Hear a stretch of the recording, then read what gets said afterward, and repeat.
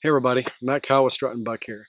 Wanted to go over a couple of ways to help you set up your ground blind on public or private ground. Well, first thing we like to do is to find a corner of a field or find some really thick vegetation.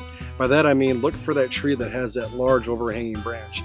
You know what I'm talking about, it's usually the ones where you find the big scrapes underneath. So if you can find some tree with a big overhanging branch and you can push that ground blind up underneath there, or after that, if you can find some good cedar trees nearby that you can kind of put your blind up against or kind of trim them up to get your ground blind in between them, those work awesome because then you can take the extra branches and you can mold them into the top.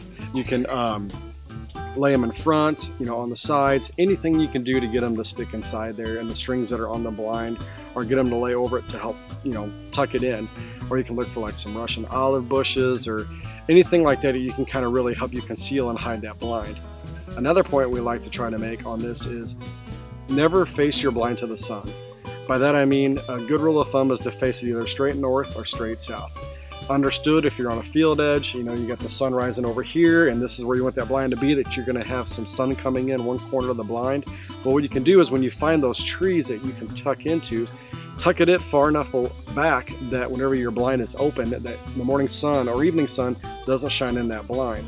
The last thing you want to do is have sun shining in a blind. I mean, those are made to conceal you as well as create that black shadow in there. So if you don't have the sun shining in there, you take a really less chance of having an animal look in and see a reflection off a piece of equipment, see your face if you're not wearing a face mask.